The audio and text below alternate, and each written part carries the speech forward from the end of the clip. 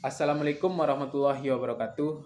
Perkenalkan, nama saya Khairido Fajrian dengan NIM 22134039. Di sini saya akan menjelaskan materi tentang strategi dan komunikasi dalam bisnis dengan dosen pengampu Ibu Astra Prima Budiarti. Yang pertama, strategi komunikasi.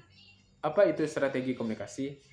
Strategi komunikasi adalah perencanaan dalam penyampaian pesan melalui kombinasi berbagai unsur komunikasi seperti frekuensi, formalitas, isi, dan saluran komunikasi. Sehingga pesan yang disampaikan mudah diterima dan dipahami serta dapat mengubah sikap atau perilaku sesuai dengan tujuan komunikasi. Menurut Effendi, strategi komunikasi adalah perencanaan yang efektif dalam penyampaian pesan sehingga mudah dipahami oleh komunikan dan bisa menerima apa yang telah disampaikan sehingga bisa mengubah sikap atau perilaku seseorang. Sedangkan menurut Kulfischana, strategi komunikasi adalah penggunaan kombinasi fase-fase komunikasi di mana termasuk di dalamnya frekuensi komunikasi, formalitas komunikasi, isi komunikasi, dan saluran komunikasi. Strategi komunikasi merupakan paduan dan perencanaan komunikasi atau komunikasi planning dan manajemen komunikasi atau communication management untuk mencapai suatu tujuan. Dan untuk mencapai tujuan tersebut, strategi komunikasi harus dapat menunjukkan bagaimana operasionalnya secara taktis harus dilakukan dalam arti kata bahwa pendekatan bisa berbeda-beda sewaktu bergantung dari situasi dan kondisi.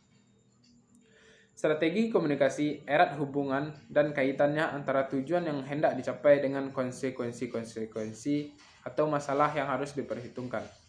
Kemudian merencanakan bagaimana mencapai masalah sesuai dengan hasil yang diharapkan atau dengan kata lain tujuan yang hendak dicapai.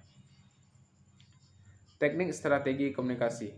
Menurut Arifin, terdapat beberapa teknik yang dapat digunakan dalam strategi komunikasi, yaitu yang pertama, redundancy atau repetition.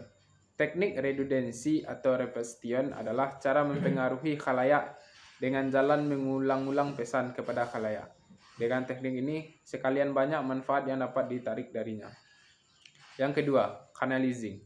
Teknik canalizing adalah memahami dan meneliti pengaruh kelompok terhadap individu atau khalayak.